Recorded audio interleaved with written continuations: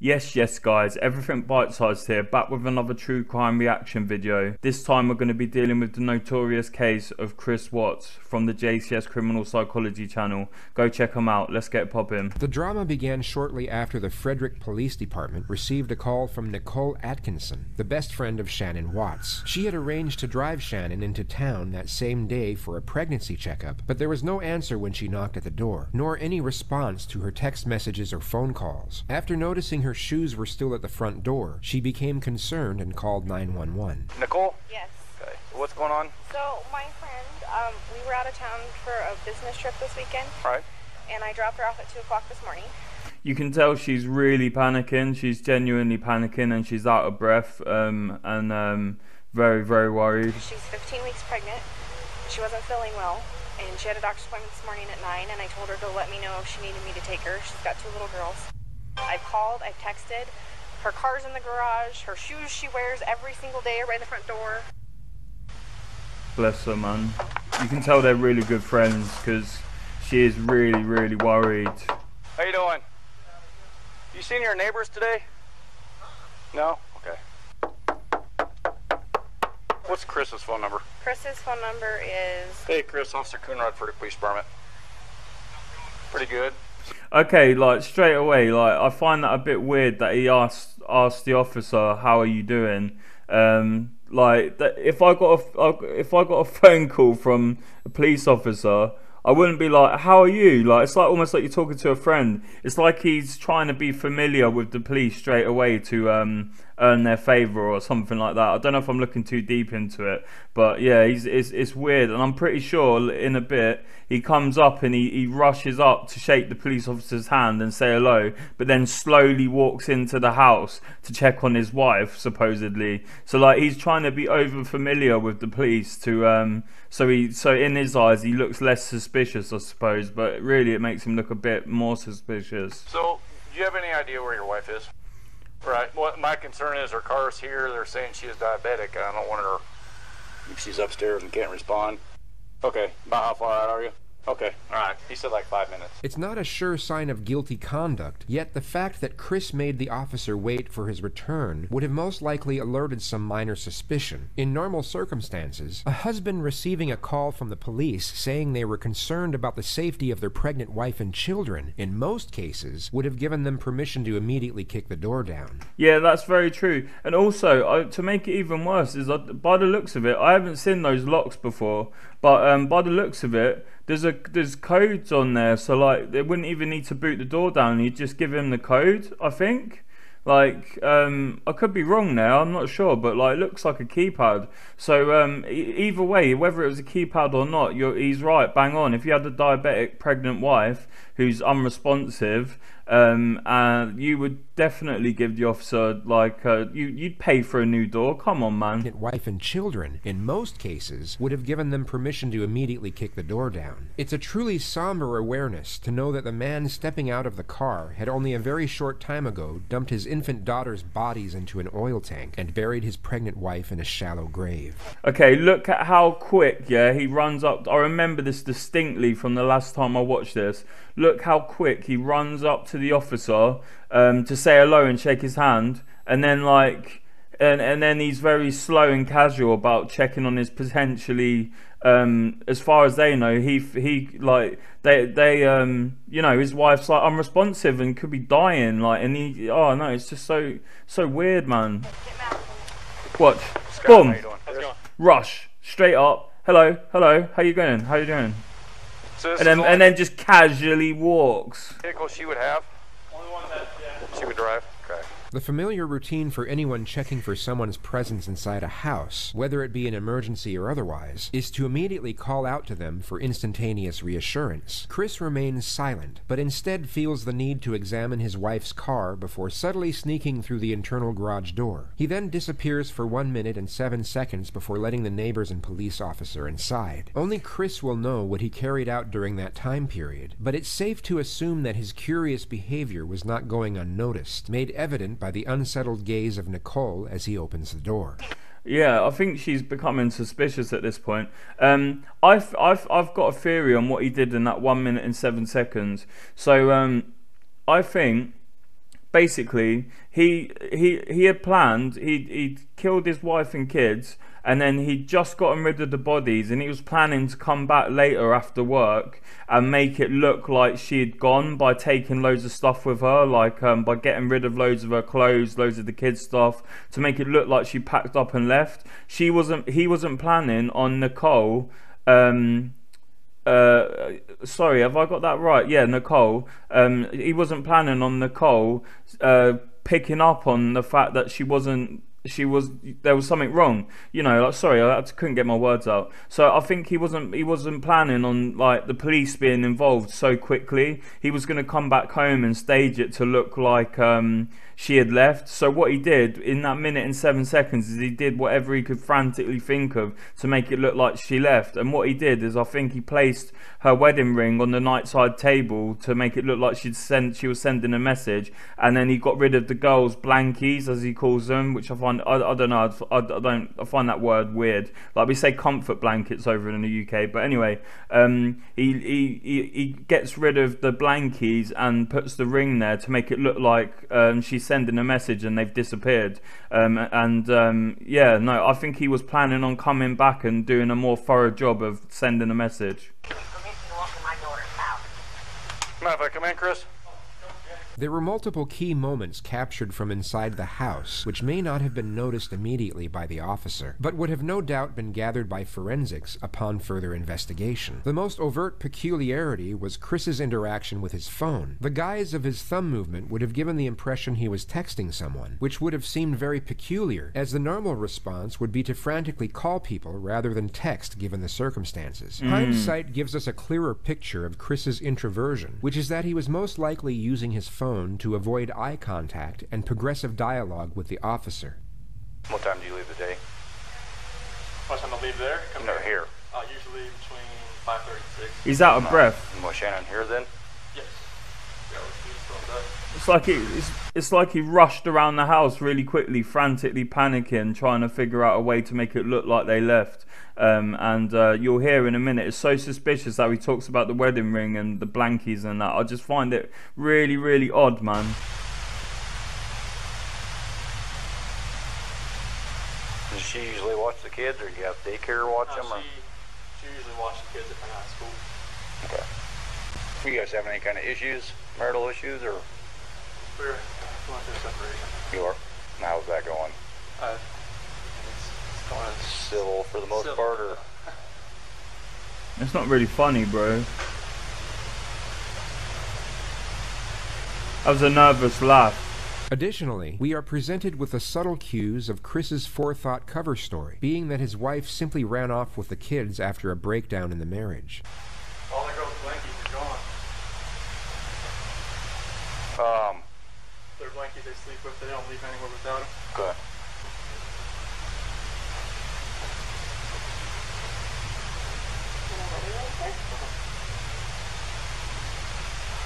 On the next day, I'm not sure if that is picked up clothes here. The rest of Chris's conduct could be analyzed and dissected in various ways, and it would be easy to pick at certain oddities in body language and link them with signs of guilt. Yet, can you see what I mean about him staging that quickly in that minute and 7 seconds? Like, comment below if you agree. Like, because he was doing something in that time, and I think that's why he was so out of breath when he was talking to the officer, because he'd been frantically rushing around the house thinking, what can I do? What can I do? What can I do? Okay, I'll quickly do that, and then run to the door to let him in. Without the hindsight we have now, his behavior could just as easily be linked with an innocent man who is understandably concerned and frantic over the disappearance of his family. His very conservant neighbor, however, had the perceptual advantage of knowing Chris on a semi-personal level, and could analyze his kinesics in a far more accurate manner than the police officer. You just want to go talk to him? I'm going to get his info real quick. Right, just let me, this is a bit unprofessional, but I'm not even gonna say it. Like, I'm not even gonna say it. I just really don't like Chris, you know. No.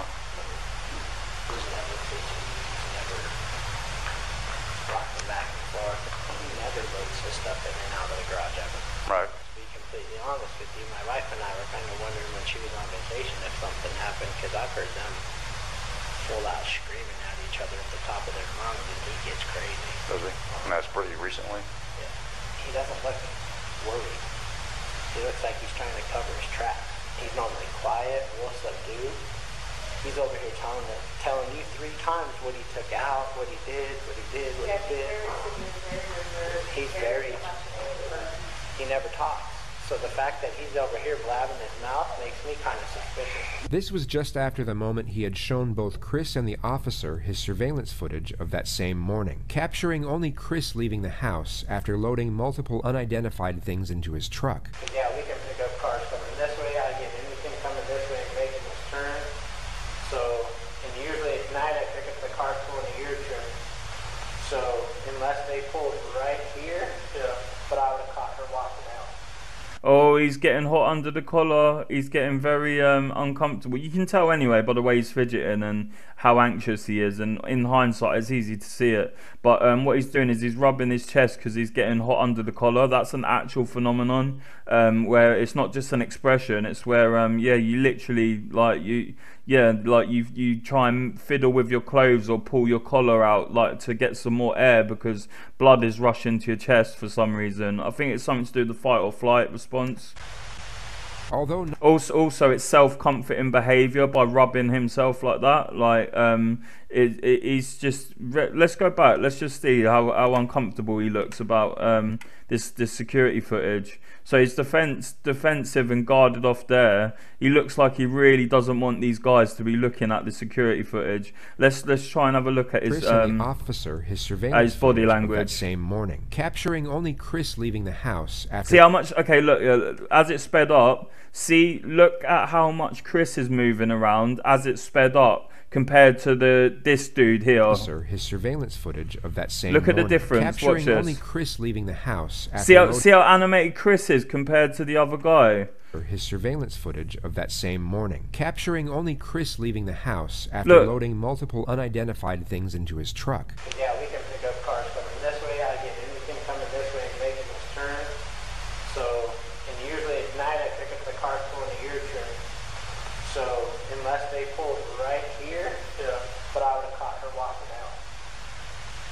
Although not fully incriminating, as Shannon and the kids could have left through the back entrance, this was an extremely detrimental piece of evidence, and would have no doubt been extolled by forensics and made Chris an immediate prime suspect. The following day, Chris, for some bizarre reason, agreed to be interviewed by 2 separate news stations where This guy, I swear, there's something not wired right with this guy. Yeah, look out for this thing called a duping smile. Yeah, so what he does is, I remember this distinctly. He has this duping smile, and what it is it's when you're hiding back a secret, but you can't help but smirk, and you don't realise you're doing it. Also, he does these very suspicious slow blinks, where, like, by slow blinks, I don't necessarily mean he doesn't blink that often. I mean, like, when he closes and opens his eyes, it's a very slow and weird. Like, just look out for it. Yeah, look out for the duping smile. Yeah, and look out for the slow blinks. They can both be signs of deception. Chris, for some bizarre reason, agreed to be interviewed by 2 separate news stations where he came across as extremely unimpassioned and detached from the alarming nature of the situation. Like when I got home yesterday, it was like a ghost town. Like she wasn't here. Kids weren't here. Why are you smiling, I have no bro? idea like where they went. And right now it's Look, you got slow blink. canine units, Slow the blink. sheriff's department. Everybody's like they're doing their best He's got a duping smile. right now to figure out like if they can get a scent. If she wasn't here, like where did she go?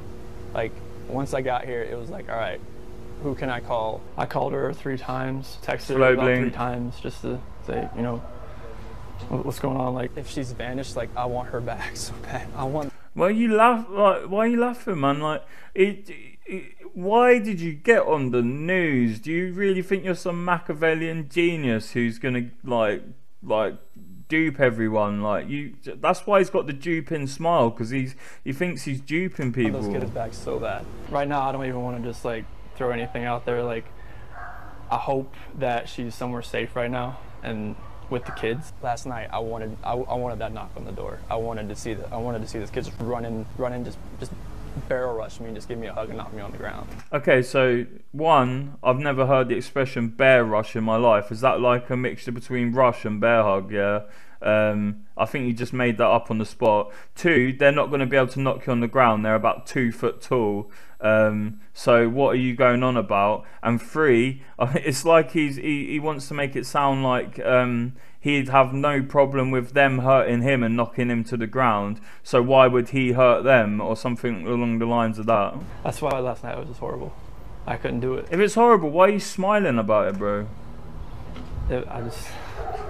I'm hoping that somebody sees something or somebody knows something. The fact he can just get on the news brazenly like this after what he did in hindsight is disgusting, man. Like, it is absolutely abhorrent. Like, to think what he did, and then not just what he did, but what he did with the bodies afterwards in such a callous way, discarding the bodies like that. It is just unimaginable, like, to the normal average person, how anyone could do what he did. And then it's absolutely incredible that he would think that he could dupe like everyone about it. Like, I do really hold to the theory. I've not heard anyone really talk about this, but I really do think he was hoping that he would have time after work before Nicole found out. Before Nicole found out she was missing, he was going to have time to go around, pick loads of stuff out the house, dump it somewhere, so it looked like she'd left with loads of stuff. And he also wasn't counting on the neighbour's camera catching him loading the bodies into the truck. So he's not the Machiavellian genius he thinks he is. Let's just put it that way. And comes forward. Shanann, Bella, slow blink. If you're out there, just come back. Like, if somebody has her, just please bring her back. I need to see everybody. I need to see everybody again. This house is not complete without anybody here.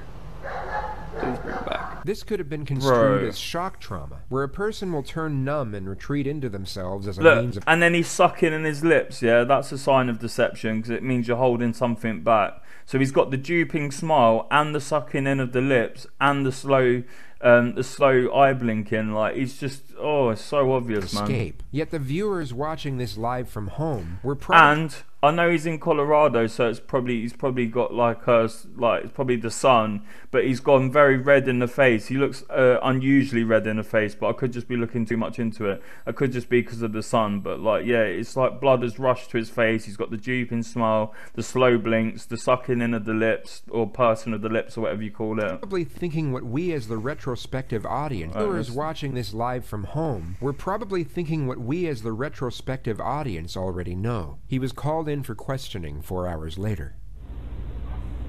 Oh, they're not going to have any of your nonsense here, mate. Alright, let's do this. Somebody saw something. Somebody knows where these kids are. And I keep saying kids, I'm sorry. The kids in your life. I know you're going through a lot, so... I wonder why he suddenly got the glasses on. I wonder if that's because he knew there would be paperwork involved. Or it was some sort of... I don't know, like... I don't know. I just wonder why. There's a number of reasons it could be, which I'm not going to go into because it'll look like I'm going too deep into it. But there's a number. Screw it, man. I'll go into it. Yeah. So the glasses might be a prop. Yeah, to make him look a certain way to the detective to give off some sort of signal. Or he's just wearing them because he knows there's going to be paperwork involved. But the fact that he's suddenly got glasses on out of nowhere, like before any paperwork or the detective even enters the room, is a bit weird to me. Like I don't know. I find that a bit strange. I'm not going to keep you here all night. Just tell me exactly what you remember, and I'll take notes about where we can go. Okay. So this 1:48 a.m. Let me switch chairs. Okay. When they come knocking. They're doing that thing where they corner people so that they corner people, like, and it adds psychological pressure. One of the oldest and most commonly used techniques is for the interrogator to sit between the door and the suspect. This is for the purpose of heightening the feelings of isolation and dependence. It's an indirect subliminal message, letting Chris know that the only way out of that room is through the detective. It's an excellent tool for stripping away confidence, thus increasing the telling signs and body language when information is fabricated. Interesting. 4 a.m. That's when my alarm goes off for work, and I'm just get dressed, brush my teeth, everything I do upstairs. Okay.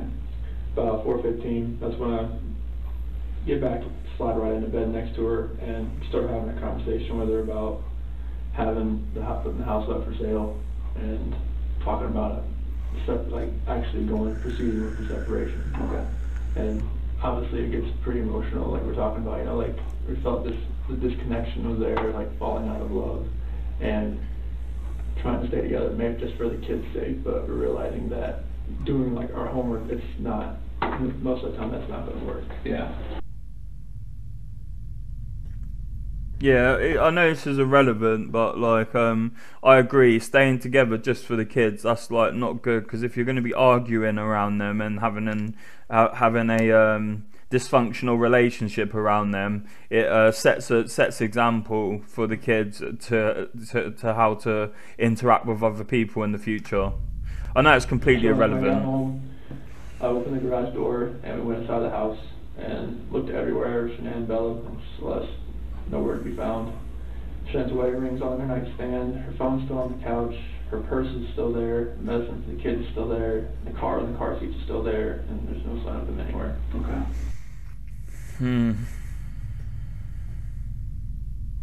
So, like, to be honest with you, like, he says he doesn't sleep until 2 a.m., but a lot of people wouldn't have slept at all. But the fact that, like, if he did sleep, yeah, if he's not just saying that, he might not have slept, yeah, and he said that he slept because a guilty person wouldn't have slept. They would have been stressing all night, like, am I going to get caught? Am I going to get caught? What's going to happen? What's going to happen? So I'm inclined to believe that he probably didn't sleep and said he slept, because how could someone who did what he did and then was going into the police station in the morning, how could they sleep? Like, you wouldn't be able to sleep, would you? And even if you were innocent, I think you'd struggle to sleep like the first night. I know I look too deep into this sort of thing, but I don't know, man. Like people do act in very strange ways, like deep and mysterious ways. So it's interesting to sort of like pick it apart and analyze it, even if it's in like a highly theoretical way. I was just hoping that, I left all the lights on in the house. I was hoping that I'd get a knock on the door, but Yeah, nothing. exactly. Yeah, but nothing happened. What do you think happens? He's got what he's doing. If you look at it, he's guarding himself off. Defensive body language, and he's also, like, every now and then he rubs his arm in a self-comforting behaviour. I get a knock on the door, but Yeah, nothing. exactly. Yeah, but nothing happened. What do you think happens? At first, I really thought maybe she was just at somebody's house, just decompressing. What's going on, Steve? Yeah, but after today, like with the onslaught of all the cars, all the police cars, all the news, all the canine units. Oh wow, did you catch that? Onslaught of all the police and that. Onslaught implies an attack, yeah? So if the police aren't there to attack him, they're there to help him, but he's the person who they're trying to find out who did it. So he is the enemy and he feels like the enemy, and that's why he said onslaught, I think, because you wouldn't say that, like, you wouldn't say, if you were innocent and your wife and children went missing and there was loads of police cars, you wouldn't go, oh, the onslaught of police cars. You'd go, oh, the horde. You'd say like something like, oh, the load of police cars or whatever. Like, you wouldn't say onslaught. It's making me lean the other direction about someone took her. Okay. But there's this, if someone took her, it would have to have been someone she knew, because there's no sign of anything like being disturbed, broken. Mm-hmm. But like, that's the way I'm leaning now. At first I thought for real she was just decompressing somewhere. I thought she was safe, even though everything in the house was left there. But now it's just, after the day with the news crews and everything, it feels more the other direction.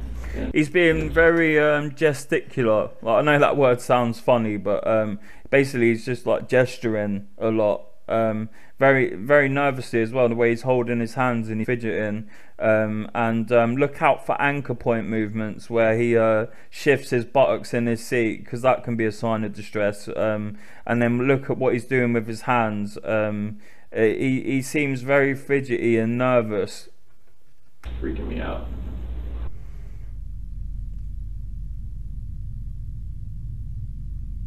Yeah, he looks a on lot that more night. animated than the officer.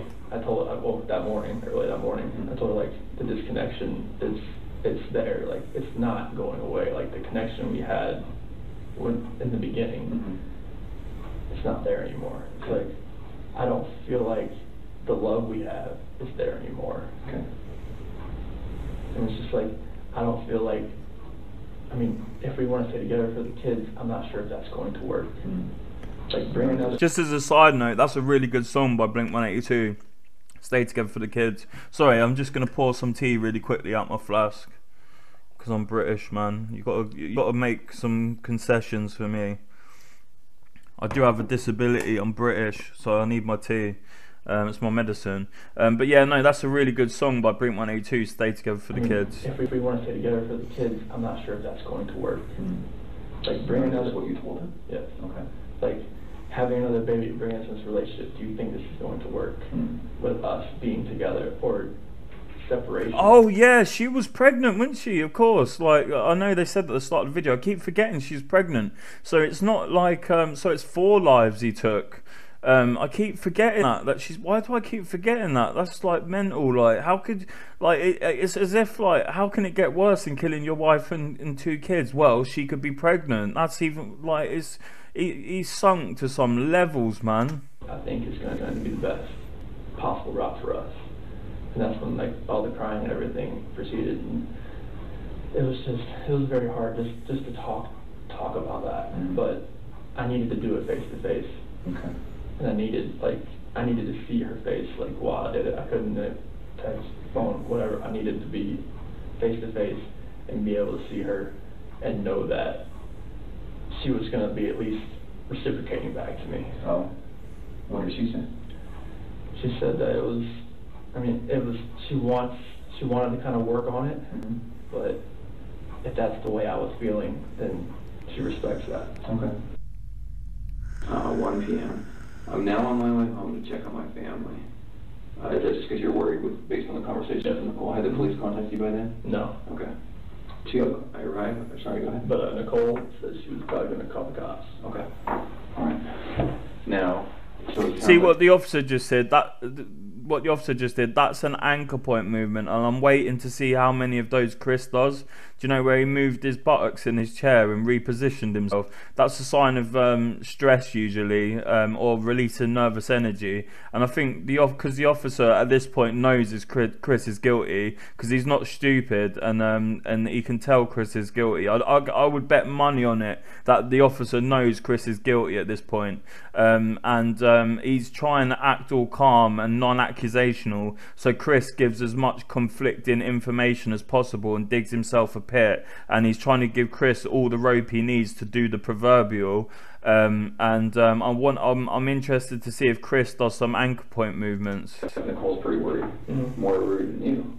Well, so once she couldn't get anything out of her and nothing was going on in the house. Yeah, instantly. So okay, so if someone was innocent and then they had a passive accusation like that, like I think it's called a passive accusation. It's not a direct accusation that he's guilty, but you'd immediately clarify and you'd immediately be offended and you know, like, but because Chris is trying not to look like someone who's capable of killing someone, he's more focused on looking calm and passive, whereas an innocent person would be like, what are you trying to say? That's my wife and my kids, of course I'm worried, blah blah blah blah blah. I gotta go home. The sharp and sudden change of angle from baseline questioning to direct confrontation would normally make an innocent person refute or at least challenge the statement. Yeah. There would also be a brief pause, as they would need time to process the allegation due to its perplexity. A guilty individual would already he's be in a expecting defensive it. state of mind, Yeah, he's and would normally expecting it. respond in a hastily modus. Instead of refuting the remark, they would accept it, but try and explain its actuality in a defensive manner. So he's already expecting a confrontation, whereas an innocent person wouldn't be expecting a confrontation, whereas he is. So instantly he's bang straight on it, like, you know, like he's in a state of hyper arousal. I think Nicole was more worried. Yeah, because like most of, like, if she doesn't text me, like, I understand that. Like, sometimes that happens. Okay. But for her not to get back to her Okay. direct sales group, Okay. that was very unorthodox.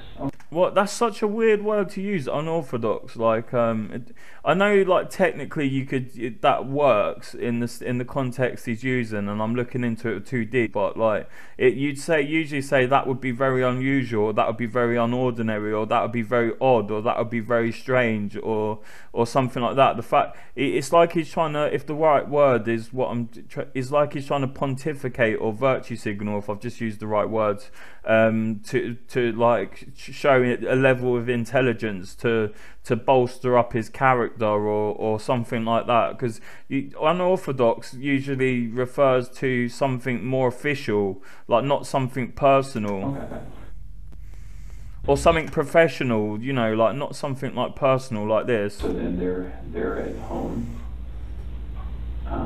police officers there. Mm-hmm. Then walk me through that. So as we go through the house, we're all. Do you immediately go through the house? Like I open the garage door and I just go into the house.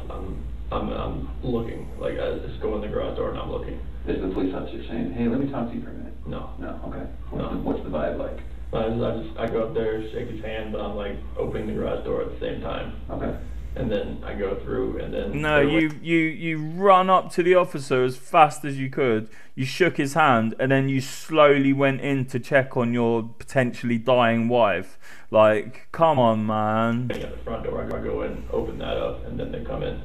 Oh, so they didn't go in? No, yeah, 1 minute 7 seconds later, you open the front door. Okay. Well, they went in the garage. They didn't come in the way I did. All right. So then everybody goes in? Yep. I think that was at 4 o'clock. That's when because the officer had went over to the neighbor's house to see if he saw anything, and Whose idea was that? I think it was the officer because Okay. he just went over there. And then that's when the neighbor called him back over to show him he had some stuff from the other night. Okay. Just show him like whatever he had that put motion on it. Okay. 4 p.m. Police check neighbor security footage and question them as well. Okay. Have we talked about that? Is that where we're okay? That's where we're at. Anything else about that? No, I mean, it just shows Nicole dropping her off, but her not walking up, and it shows me loading my truck up at the time that I told you I left. Okay. Yeah, why aren't you mentioning the stuff, like the stuff you were like loading into your? What were you loading into your? Like, I'm curious to actually. I don't want to because it's quite macabre and gruesome. Like, but I'm interested to see what it looked like with him moving the stuff into his truck. Like, what the objects looked like. How obvious it was what he was doing. I'm very, very curious, like, because it's pretty. I mean, everyone, like, they know he's guilty. Like, they're not stupid. They know he's guilty, and I think Chris can kind of, like, is smart enough to realise that he's in a hole right now, and he's just desperately trying to claw his way out of it. But I don't think he fully realises that he's screwed yet. But I think he's on the way to on the way to realising that. Can we talk about something that's kind of hard to talk about? See, Chris does an anchor point movement then, so does the officer. They both know what's about to happen. There's an accusation coming. Look, they both do an anchor point movement at the same time. Something that's kind of hard to talk about?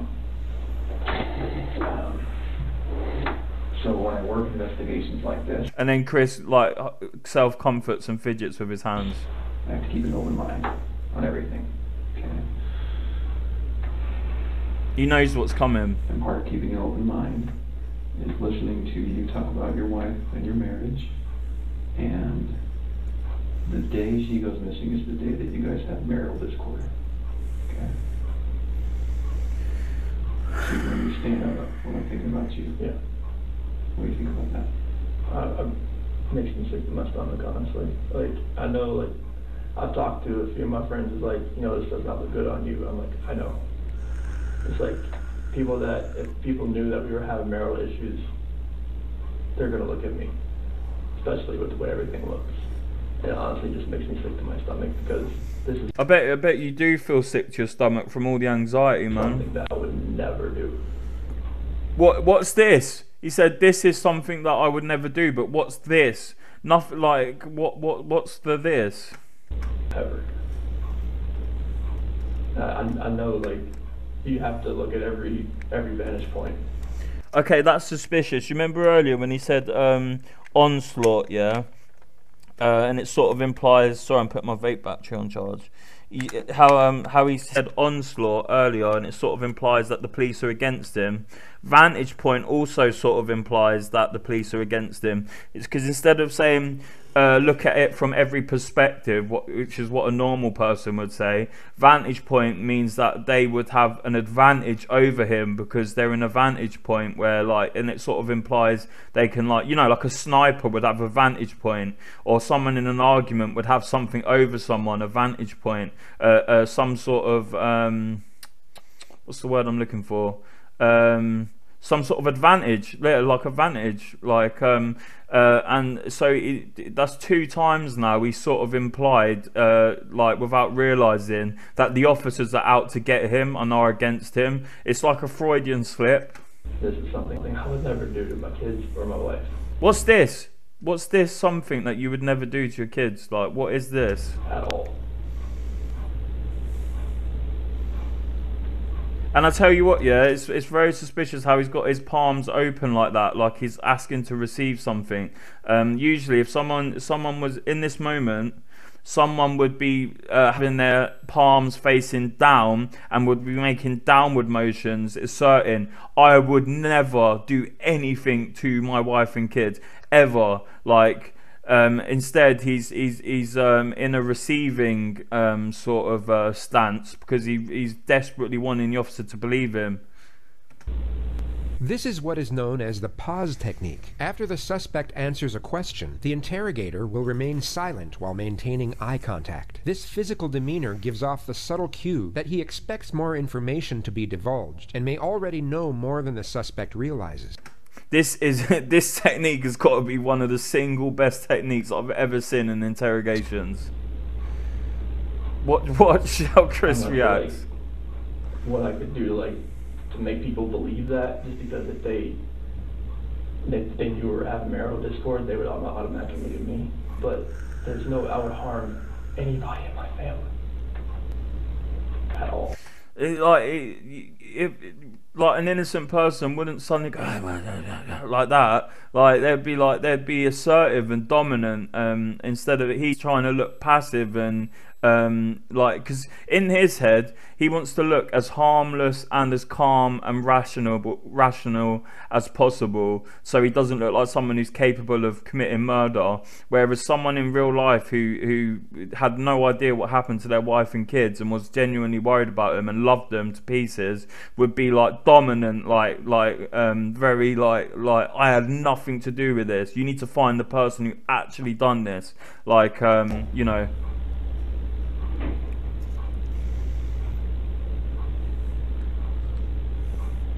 Oh man, it hurt my throat doing trying to mimic how Chris sort of whisper shouted earlier. I've got to drink some tea, man. I know we were having marital discord, and we had that conversation that morning, and then she goes, "We have no idea where she is, or the kids." I promise you that I had nothing to do with any of that.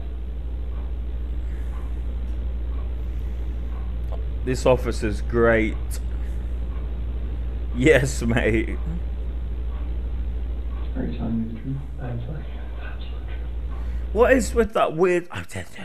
What is with that weird? There's something behind that. I don't. Comment below what you think that is. Is that like nervousness? What is it? Is he consciously trying to do that? Like, what is going on there? I've not ever seen a suspect I've not ever. Is it panic? Like, I don't know. Like, I've never seen a suspect change their voice like that. And I don't know whether it's purposeful or what. I'm just curious. I'm mystified by it. Why should I believe you?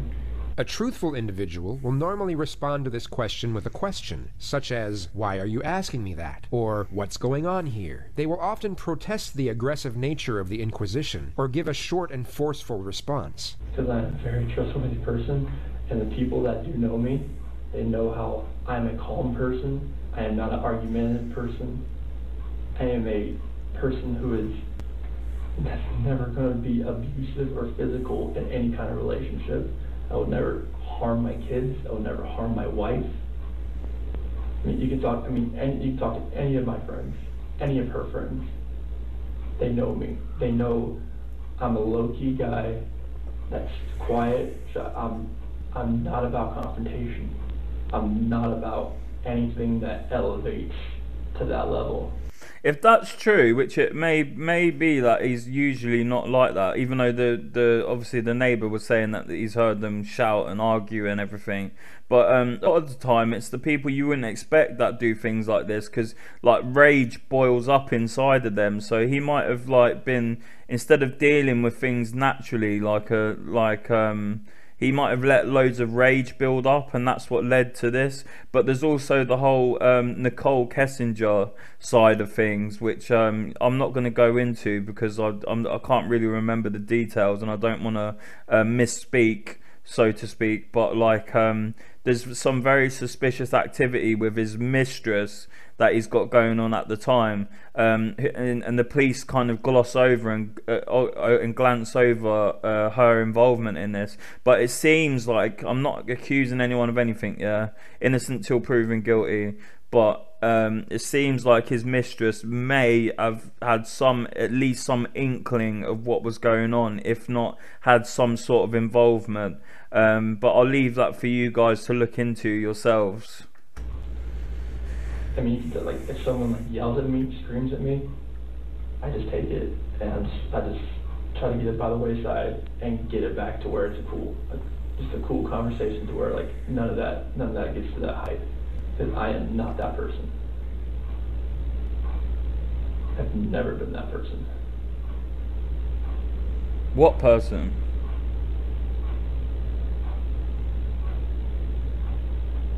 What person who did what? Okay.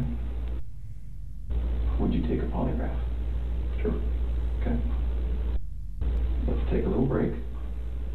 I'm going to come back in here because I have a lot more questions for you.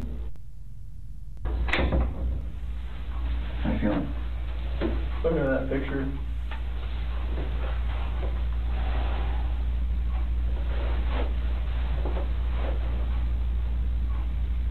How could he have done what he did? God. How could he have done that? It just blows my mind, man. Celeste, she's rampage. She's always the one that's gung-ho. She's always the one that's just like, she's off. She's either go or sleep. She's always the one growling. She's a tiger.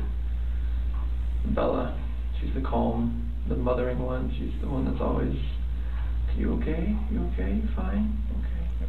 Oh man, She's just the sweetest little girl. She's the one that favors me more, and Celeste is the one that favors Sinan more.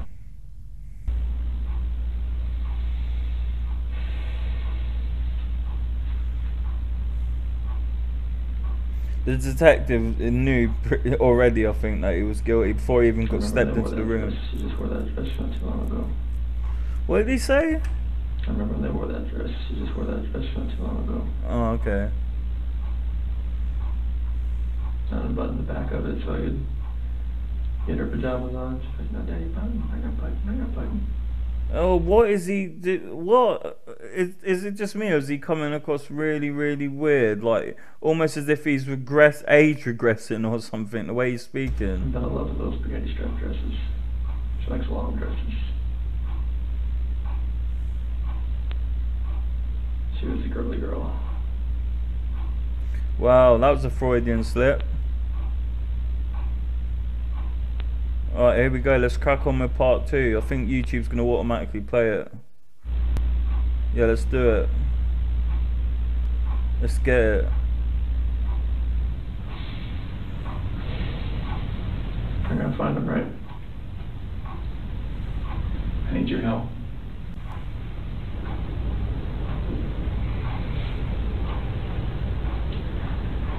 When we find the guy who took him, what do you think we should do? This is what is known as a behavior-provoking question. An innocent person will usually give what is known as a draconian response. They will immediately respond with the harshest sentence possible for the crime they are falsely being accused of committing. A deceptive individual will often give an equivocating response. This means that they will fragmentize and divert from the question to a certain degree as a means to avoid responding to the query in its entirety. They're going to come home safe, correct? When you find the guy. When we find the guy, they're going to come home. Life in prison would be that's what I would think with 2 kids. Yeah, he said it with is it a rise in intonation? I don't know what the word I'm looking for is, but with a rise at the end as a question. Intonation.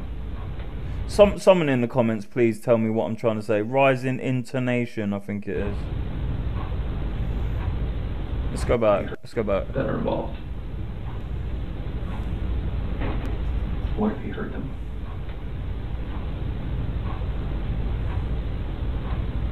I'm not sure if that penalty is even used. Is it used in Colorado? Mate, you probably should have researched if the death penalty was in Colorado before you did something so heinous. I'm sure. What is the death penalty? Okay.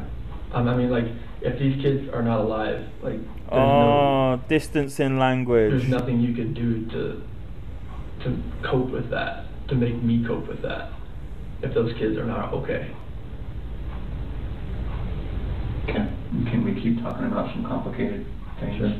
Some things that are going to make you uncomfortable? Yeah, that's fine. Okay. You've done very good in talking to me about this really hard conversation you guys had. Okay? Very good. That's sometimes hard. And I understand why sometimes someone in your position says, doesn't want to tell me about that. Because please go help me find my kids, and you don't need to know about my marriage argument. Okay? So I got to say, you've done very good at that. And I need you to keep doing that. So I need to ask you about your marriage and infidelity. Sure. Okay, tell me about it. I have never cheated on my wife.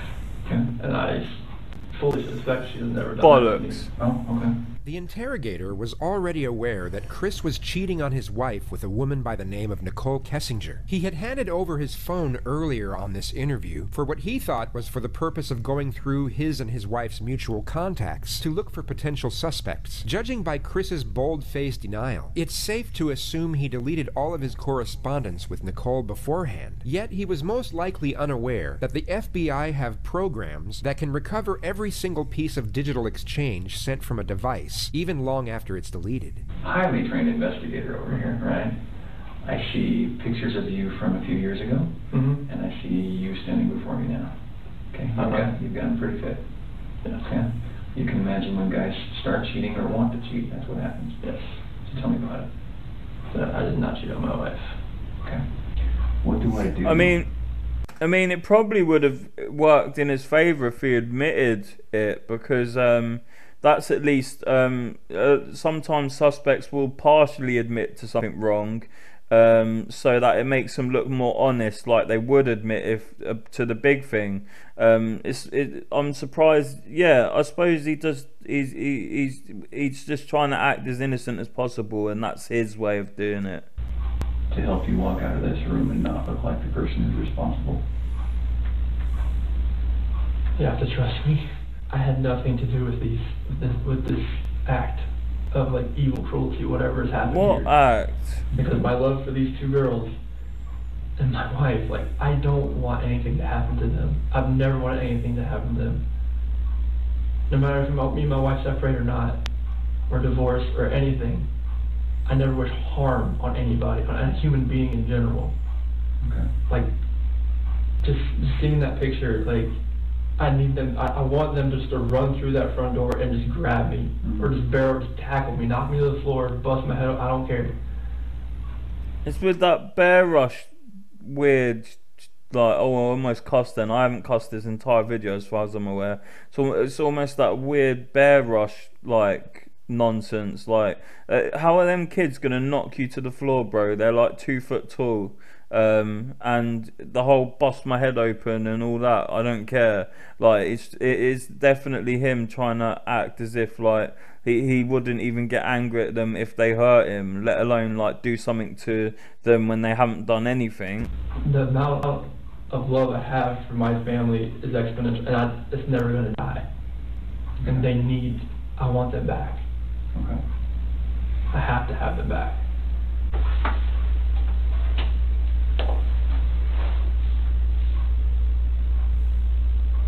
When you walk out of this room, there's nothing I can say to a room full of police officers that's going to convince them that you have nothing to do with this. I know. You know what they think. I know it, all of it, yeah. Here's a guy who didn't call 911, who woke his wife up at a ridiculous hour because he was so guilty about something that he had to get it off his chest and say, I don't love you anymore, I'm leaving you. That didn't go well.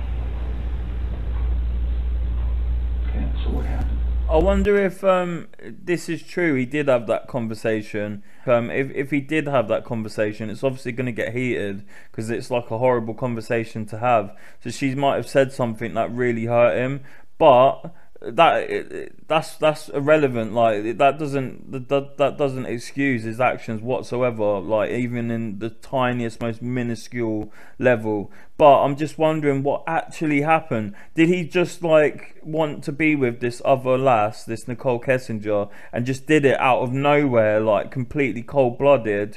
Or was there some sort of heated argument where he lost control or something like that? Like I'm just curious at how it played out, and no one knows that but Chris. She told me she wanted me to wake her up before I left. That's why I didn't just wake her up, like, just to tell her this. Like, I woke her up. That's what she wanted to do, and we talked. Like, usually at 4 a.m. I wake up, I go down and work out. This day, I wanted to talk to her about this.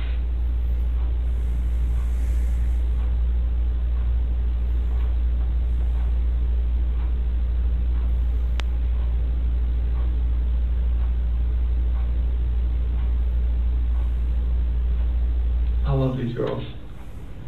I love these girls so much.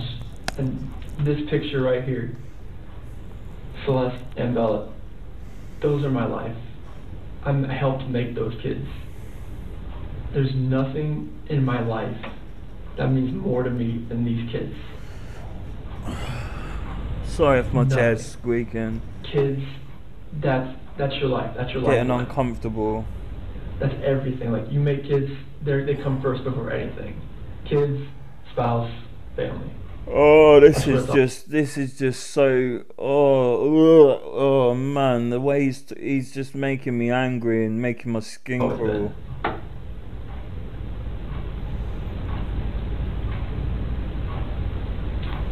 Nothing you've told me tonight makes sense. Nothing you've told me tonight feels like the truth. Oh, I'm getting really uncomfortable, man. Can we start over? Sure.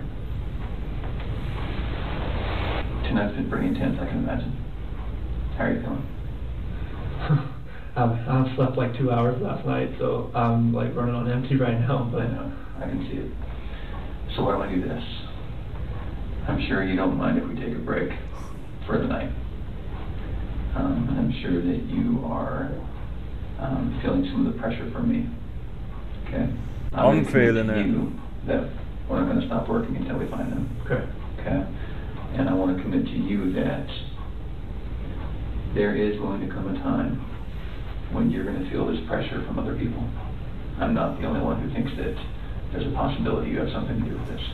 Like another FBI agent, like pressure, or like just like everyone. Okay. Everyone, Chris. Okay. The interrogator is clearly receptive to Chris's anxiety and endeavors to amplify this emotion before ending the interview. He wants to inflate Chris's apprehension as much as possible for the looming polygraph test that approaches the following day. Tonight when you go home, one of two things is going to happen. You're going to pass out because you're so tired, okay? I'm tired, man. I've not been sleeping properly recently, as a side note. I don't know why I said that. It's completely irrelevant, and there's bigger things at play here. But like, I am knackered, man. Your head's gonna go race. Okay. So tonight when you lay down. And these sorry, these two. I know, like, there's been. I'm going back so you guys can hear it. I know there's a serious crime here, and there's victims, and it's tragic. And sometimes in these videos I mock the assailants or the criminals, but like, man, I'm so these videos, they wear me down, man. They tire me out because I'm constantly looking for cues. I'm not just passively watching it. I'm constantly looking for cues to commentate on, and really paying attention to vocal cues and body language cues, and it tires me out, man. Like doing these, because usually these videos are like an hour or two long, and then the video that I make at the end has another half hour of commentary or an hour of commentary on top. So what I try and do is I try not to cuss, because if I don't cuss, that means I don't have to edit the video and go through the whole thing again, because it's so exhausting, man. But I know there's bigger things at play here, like, you know, there's much bigger things at stake here, and I think it's important that we extol, if that's the right word, these cases, and try and go back and analyze it as much as possible. I know I'm not an expert, but I know some things, and I like to think that I'm adding a valuable contribution to the true crime community. I like to think that, like, but you know, like, maybe I'm just saying stuff everyone else has already said. Tonight when you go home, one of two things is gonna happen. You're gonna pass out because you're so tired, okay? And that's probably not gonna be what happens. Your head's gonna go race, okay? So tonight when you lay down and your head starts racing, there's going to be things that come to your mind, okay? This always happens, always. It's very natural. You're going to say, I wonder why he asked me that, okay? You're going to say, screw him, how dare he accuse me, okay? You're going to say, I wonder if they thought of this, okay? And then you're going to say, I probably should have told him something, or this or that, okay? Those are the most common things. When those thoughts come to your head, I want you to call me. And those are beautiful kids. Those kids have a good dad, and I know it. I should see the picture. It's on my phone. Yeah. It's a better one, but it's just, I'm sorry too, but Whoa. Those kids have a good dad. The following discourse from the officer could be construed as the reframing technique, where an interrogator will try and shift the suspect's view of themselves from negative to positive, as a means to lightening the iniquity of their crimes and increasing the chances of a confession. However, this is more likely what is known as passive accusation, where the interrogator is almost certain of the suspect's guilt and indirectly accuses, and in some manner, indignifies the suspect. This is made evident by the high praises the officer gives to Chris for extremely trivial deeds. A lot of dads don't get second pairs of clothes and cook eggs and give them snacks at night. You know, a lot of men, that's woman's work, right? I like to get involved. But you're not that kind of guy, okay? So can we say that tomorrow at 11 o'clock? Yeah. We can do a polygraph? Here. Here. I appreciate you coming in tonight. Mm-hmm. All right, give me a few minutes. This is Tammy. Did you meet Tammy yesterday? No, okay. the only one. This is Tammy. Hi, Chris. How are you? This lass is really good. I mean, so's the other detective. They're both really good at the job. I think they're both FBI as far as I can garner, but they're so good at their jobs. Like, it's hard to put into words like why or how, but they're just, you can tell they deal with monsters all the time, and the way they keep their calm and the way they compose themselves, and but while still putting the pressure on that needs to be put on, is like, it's astounding to watch, really. Yep, I know. I'll explain what that is here in a little bit, but you don't have to worry. It's not on or anything right now. It's not gonna buzz you or anything. Obviously, you're probably nervous about taking today's test. Honestly, I would think something is wrong with you if you weren't nervous about coming in here to take a polygraph.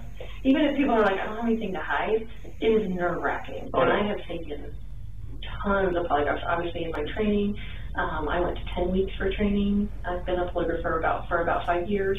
I went to the best school in the country. So I want you to have confidence in the fact that if you had nothing to do with this disappearance, like, we're going to find that out today, okay? I have the best training that they offer in the United States. We use the most validated testing. That's the way I'm going to ask you the questions. So believe me, if you had nothing to do with this, I will be able to show them that. She's doing such a good job of, like, trying to act as if she's doing him a favor and, like, don't worry, you're gonna be all right, like, but at the same time ramping up the pressure. Like, do you see what I mean? Like, they're so good at what they do. Today. This is psychological pressure disguised as reassurance. It's not a routine procedure during the pre-test phase of a polygraph exam, yet this technique will be used when the suspect's guilt is almost conclusive. Polygraphs are not a foolproof system, and they can be beaten, but with a heightened state of anxiety, it becomes considerably more challenging and unlikely. On this occasion, the polygrapher distinctly applies this technique for maximal effect. There's actually only 2 ways you can fail a polygraph, okay? The first way would be if you fail to follow my instructions. I'm going to give you a lot of instructions today about how to sit still, how to answer questions, things like that. So if you fail to follow those instructions, you will not pass today's test, okay? The second way would be if you choose to lie to me today. You know, if you did have something to do with their disappearance, it would be really stupid for you to come in and take a polygraph today. Exactly. Right? Like, it would be really dumb. Like, you should not be here right now sitting in this chair if you had anything to do with Shanann and the little girl's disappearance. Imposing cognitive stress in a delusive manner. What does delusive mean? Let me just search that up quickly. Define delusive. Is it like underhanded? Giving a false or misleading impression. I suppose that kind of is underhanded. Okay. Well, yeah, everything flourished from there. Like in 2011, I proposed to her over in Ocean Isle Beach. And as she was sitting there crying with a little eviction notice, and she recorded it. It was really. It takes some grit to talk to him so calmly and casually and laugh and be so nice.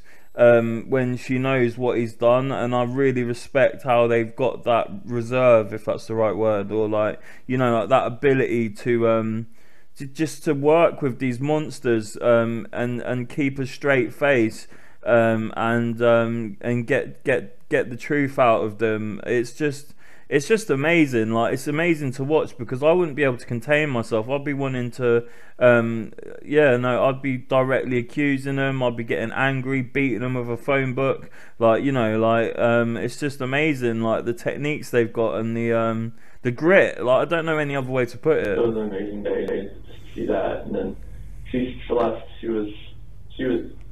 I was there. Like, she had a midwife for this one, so like they catch her, and like, but Celeste came out like so fast that like I barely had a chance to go like this, and they moved me out of the way because she just like came out. The polygrapher will also obtain the examinee's version of the facts regarding the specific issues under investigation. Like, I was just hoping that I would get that knock on the door, or a phone call, or a text. I mean, her phone. I mean, they have her phone. Like, hopefully, maybe it's a number I don't know.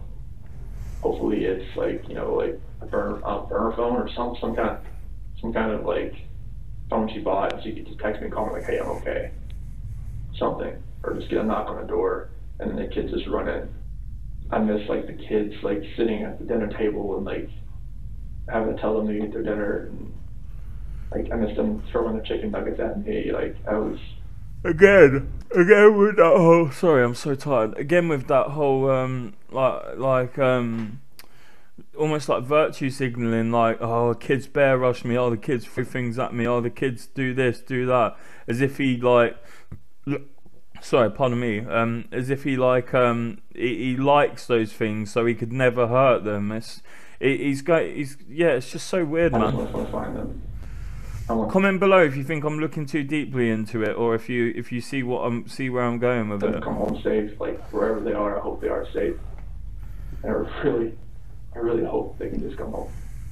It makes me feel like, all right, maybe somebody has her that's not keeping her safe, or something terrible has happened, and that's the nightmare. And what was that terrible thing to you? That somebody hurt them. Chris recounts a brief summary of the events and states multiple vague possibilities for his family's disappearance. The polygrapher then starts to elect specific timelines for Chris to give his account on. You said the next thing you know is her getting into bed with you. Is that right? I felt her get into bed. We didn't say anything because I just kind of felt it.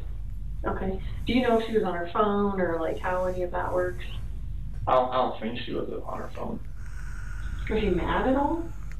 I mean, crying like she was, crying like I was. I mean, yeah, I mean, she was upset, but I mean, it comes with that kind of conversation. In the next moments, you will see another subterfuge of psychological pressure, this time disguised as routine questioning procedure. I know it's totally awful to think about, but what are ways, because I need to make sure that you know what I'm talking about, what are ways that you can make someone disappear? I mean, like, if you're talking about like what I've seen like on the movies, or like how people, if you read about other people, I mean, you hire somebody. Like a hitman? Yeah, I mean, yeah. I'm just being honest. No, but that's what I want, because I want you to go through all of these scenarios in your head, because I want you to know for sure what I'm talking about when I say that, you know, asking you if you physically caused her disappearance. Okay, like you'd hire somebody, or you have somebody you know that would do it. I mean, it's like, it's hard. It's a hard question. And I know this stuff. It's a hard question to answer. Right. Because it's not very funny. It has nothing to do with this disappearance. Right. But like, I it's nervous laughter. About, like, if you're asking like how I would do it, like anyone. Like how would anyone cause someone else's disappearance? I mean, you would. I'm sorry I keep yawning. I should probably pause the video and carry on when I'm after a nap, but I'm going to try and get through it. You could cause someone's disappearance by murdering them. Would you agree with that? Yes. So what different physical ways could you cause someone's disappearance through murder? You could stab someone, right? Stab someone, shoot someone, hit them with a blunt object. What else is there? I mean, use a weapon like gun or a knife. I mean, okay. You could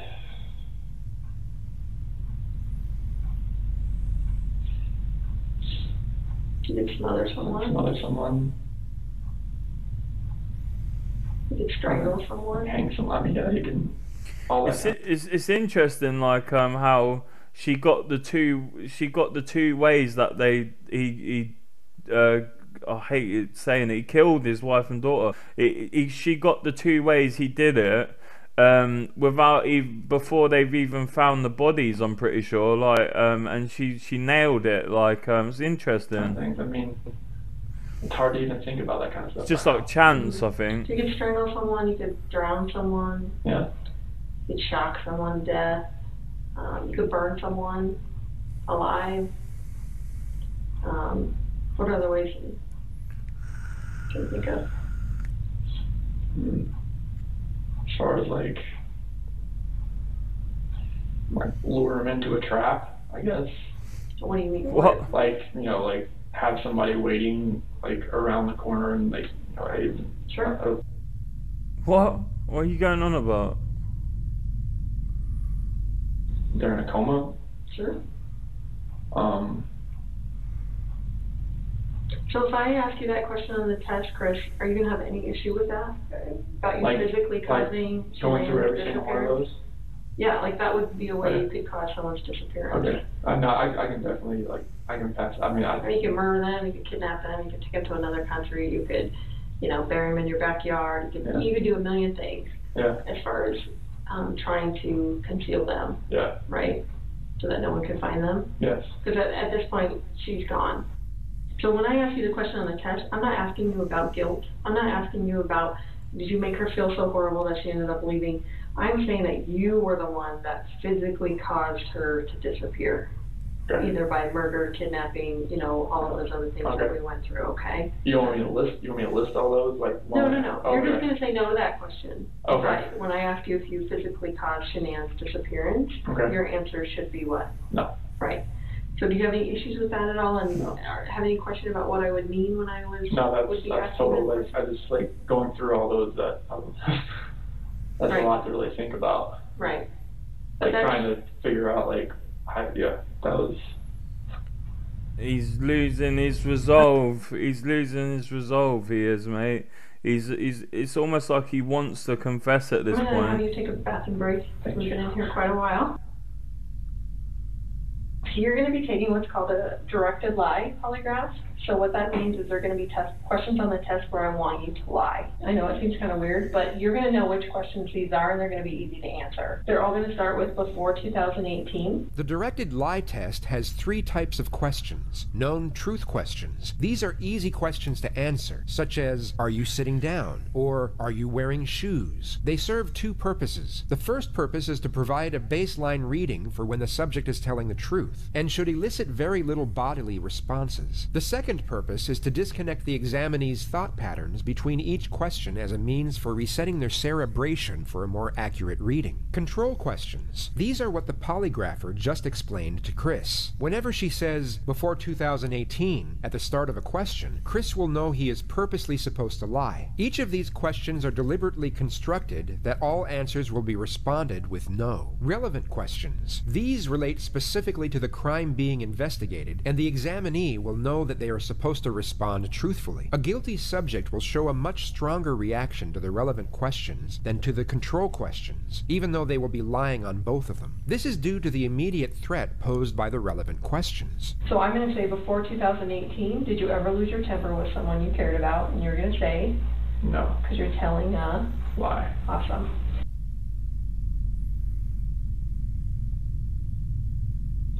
The test is about to begin. Please remain still. Did you write the number 1? No. Did you write the number 3? No. Did you write the number 5? No. This portion of the test is complete. Please remain still while I take the instrument out of operation. Okay, you can relax. How'd you feel? This is the last time the polygrapher will have any correspondence with Chris before the real test begins. She gives him an initial compliment in a reassuring tone. You did great. That was... You remembered to lie and everything. That was awesome. That was... This momentary boost in his confidence is then abruptly ripped away as he receives the following information. So, you obviously are a really bad liar. Have people told you that before? Like, the second you tell a lie, like, they can tell, like, on your face that...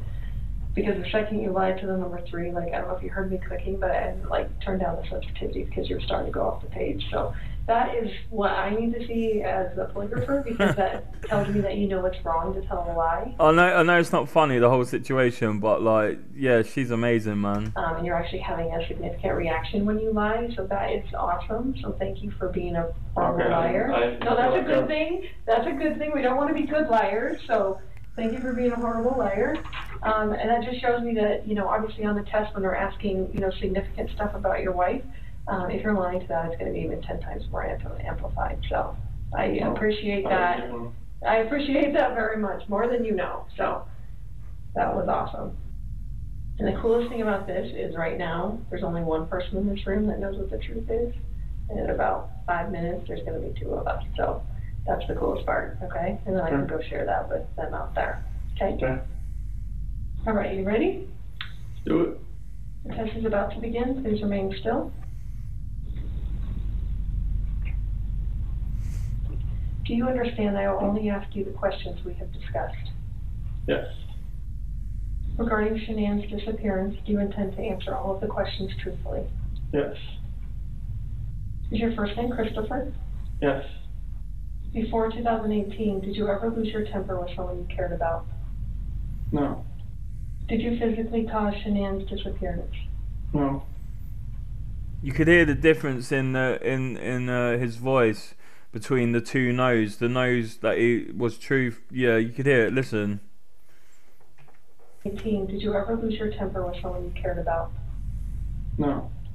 Did you physically cause Shanann's disappearance? No. There's a lack of confidence. Were you born in 1985? Yes. Before 2018, did you ever say anything out of anger to a loved one? No. Are you lying about the last time you saw Shanann? No. You can tell, but just by his Right vocal now in the state of inclinations. Colorado. Yes. Before 2018, have you ever wanted to hurt someone to get even with them? No. Do you know where Shanann is now? No. Yeah, you can hear it in his voice. This portion of the test is complete. Please remain still while I take the instrument out of operation. All right, how'd you feel? Same with all of it? I think it was the same through everything. For you. What are you going on about, Chris, mate? Okay.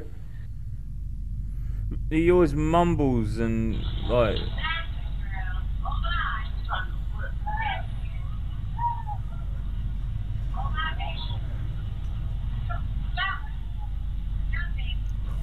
Oh, this is really uncomfortable to watch.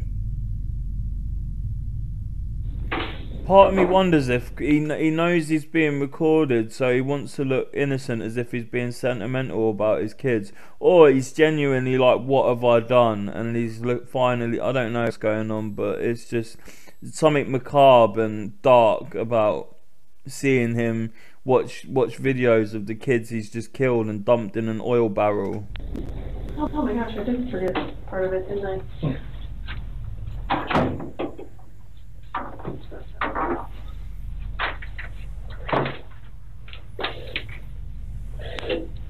Oh no.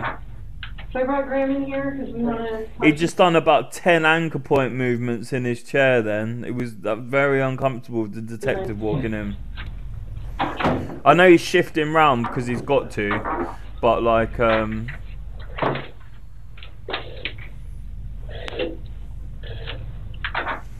So I brought Graham in here because we want to talk to you about the results, okay? Okay. a lot of fidgeting and moving things around, and yeah, now he's got his arms crossed off defensive as well, you can tell. It is completely clear that you were not honest during the testing, and I think you already know that. You did not pass the polygraph test. Okay. Okay. So now we need to talk about what actually happened. I feel like you're probably ready to do that. I didn't lie to you on that polygraph, I promise. Chris, I'm no stop. They're stopping any denials in their tracks, because the more you let someone deny something, the more confident they get in the denial, so they stop them in their tracks. Just stop for a minute. Take a deep breath. I want you to take a deep breath right now. Oh, here we go on to the next part. We can get through this, ladies and gents, and then I'm going to have a nap afterwards. I hope I don't have some messed up dreams because of this. I didn't lie to you on that polygraph, I promise. Yeah, we're alright, mate. I'm no stop. It's time. Just stop for a minute. Take a deep breath. I want you to take a deep breath right now. I feel like I need to take a deep breath. There's a reason you feel sick to your stomach. And when people hold stuff inside, it makes you physically ill. And I can just tell on your face, I can tell you... She's not even just saying that. That you were wanting to... It's true. ...come clean and just be done with this. This is a technique known as social exchange, an interpersonal persuasion strategy in which the interrogator provides the suspect with a psychological reward in return for the information they need. In this case, she's trying to convince Chris that the alleviation of mental weight is a worthy trade for a confession. She does this in a manner that protects his self-esteem by giving him appreciative reinforcements. And I appreciate that, because you knew sitting down in that chair that you weren't going to pass today. And you knew I was going to find out, because I told you that. And then you continued to stay, knowing that you could, at the end, say, you know what? I just need to get this off my chest. Everything that I've told you, I did not lie on this polygraph. I don't know how much I could tell you right now. Like, I did not. It's not even an option right now, because you did not pass the polygraph. So I know you were being deceptive. So that's not even an issue right now. The issue right now is what happened to Shanann, Bella, and Celeste. The following tactic is called the futility technique, a building block to induce a sense in a suspect that any resistance on behalf of their cause is futile due to the overwhelming evidence against them. This was obviously not the case, as polygraphs are not admissible evidence, and Chris was in fact still free to leave at this point. That's the issue right now. Okay. Okay, so let's talk about that. So in the UK, he would have. We don't. I don't think they really use polygraphs in the UK because when I was younger, I got in trouble with the police a lot, and I've never had a polygraph used on me. But in these circumstances, I think he would have been arrested already in the UK. I'm pretty sure. I know you want to tell us. I can see it in your face. Holding this lie in is going to do nothing for you. I know this. Like, Okay. I'm not like trying to like cover things up. Like, Yeah, but you kind of are, because it's normal. This is no longer an interview to collect information. The steps of asking questions and receiving answers is over, and the interrogators are now in the process of leading the suspect into a state of mental exhaustion. The detectives will attentively watch for denials and stop them before they can be voiced. Letting the suspect deny his guilt will only increase his confidence and prolong his cerebral stamina. Normal people would do that. Normal people that make a mistake initially are going to go, I don't know what you're talking about, I didn't do anything. That's normal. I would expect that. That's a natural reaction, that someone's going to initially lie about something like that and then eventually tell the truth. So this is your eventually telling the truth time. This is where the rubber meets the road, Chris. Like, don't let this continue any longer, please. I'm not trying to make anything continue. Like, I want them back home. Like, but you know they're not coming back home. You know that. I don't know in the back of my head. I hope they come back home. But you know they're not. Chris, Tammy and I are confused. Okay? And here's what we're confused about. I told you that we've done some work overnight. Yeah. I told you that we've got a lot of leads. Okay, that wasn't a lie. I know. We know a lot more than we think we do. Okay. The dossier technique is a variant of the futility technique, the only difference being that the detectives are far more cryptic and often deceptive about the evidence they have. This will hint at things in a vague manner for the purpose of escalating a suspect's uncertainty. Where are they? I don't know where they're at. Bollocks. They're really good at. They know what they're I doing. do not know where they are at. If I could have my babies back home right now, I would. I want them back. I want everybody back.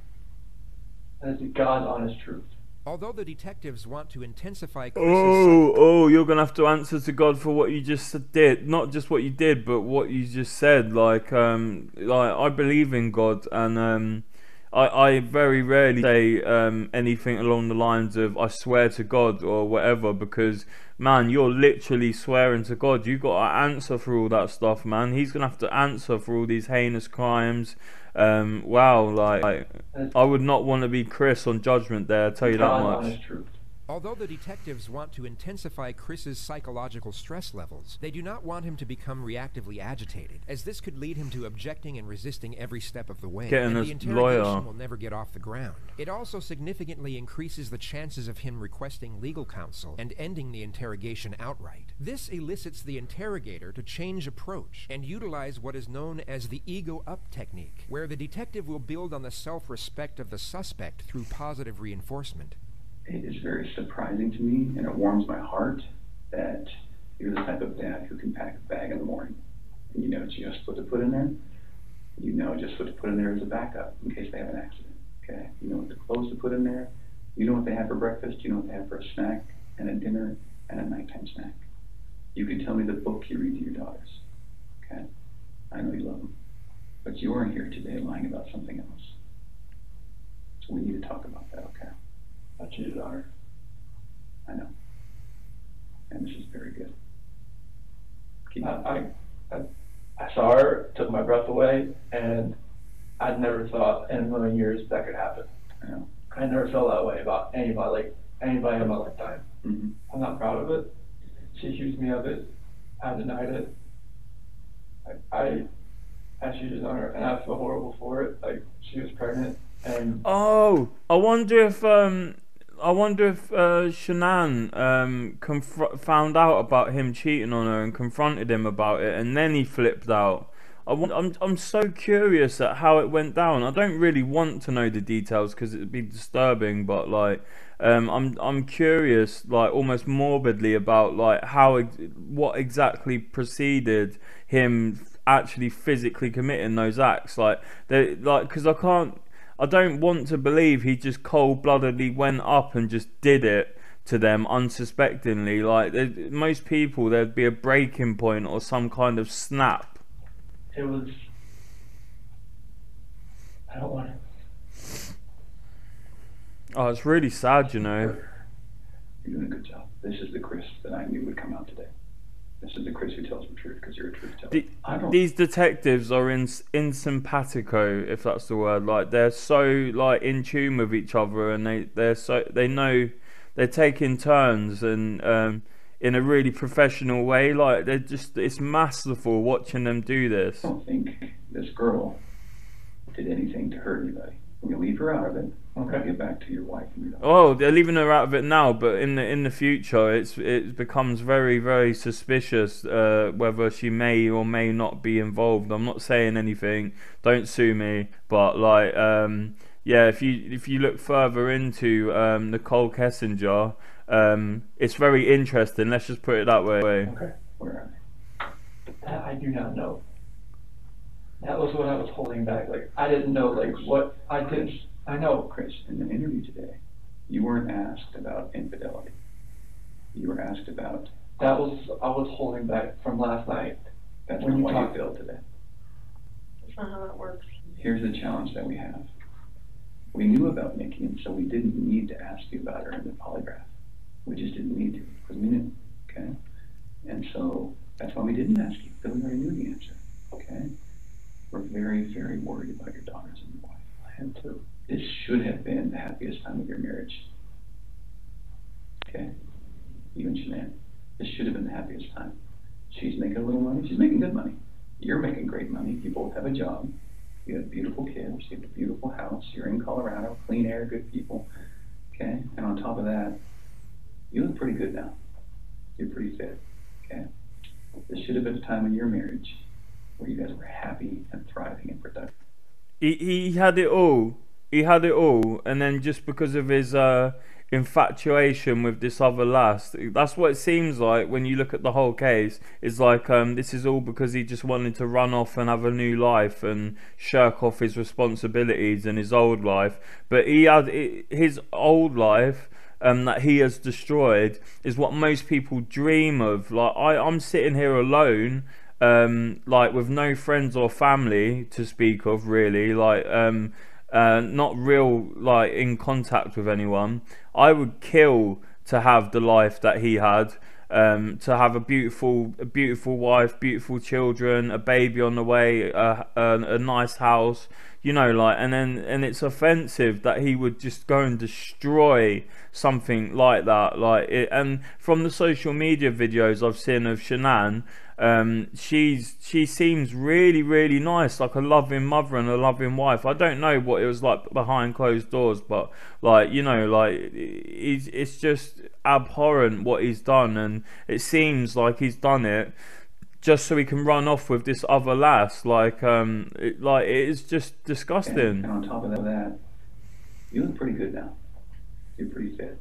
Okay, this should have been a time in your marriage where you guys were happy and thriving and productive. Okay? And I believe that Shanann's the reason none of that happened.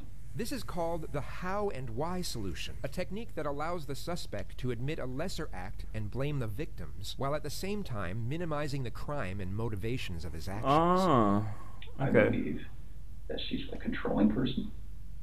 Maybe doesn't listen to you as much as she should. I think that she can do whatever she wants and you can't. Okay? I think if you were to go to a restaurant, she would order whatever the hell she wants. And as soon as you order a nice steak, she says, "Whoa, buddy." It's because you're a good person. And I think that she started on the path to leave the marriage. Oh, see, look, the female detective, she does an anchor point movement because I think the stress is starting to get to her a little bit, because they obviously, everyone in that room knows that the male detective is talking not nonsense. It serves a purpose and it's a technique they're using, but it's very uncomfortable to sit there in a room and give props and positive affirmations and compliments to someone they know has done something so heinous. So like she's getting really uncomfortable because obviously you don't want to sit there in a room and hear or give compliments to someone so callous. So I think she just got very uncomfortable then. If you, like you'll see, like she's starting to feel the pressure, and how could you not in that situation? I think that she started on the path to leave the marriage. Okay, it's ironic that we're talking about you and Nikki. I think that she was the one who started on that path first. What do you think about that? I wouldn't have thought about that. Such a hard job they've got. The other thing I think is interesting is It's admirable. even though she is that type of person that's controlling, doesn't listen, does what she wants, is walking away from her kids, here you are defending her. Because to your core, you want to take care of the people you love. This is masterful. And that's the reason why we want to give you an opportunity today to just help us find them. Okay? Chris, right now your dad's outside. He flew across the country to help you. Okay? You're lying to him.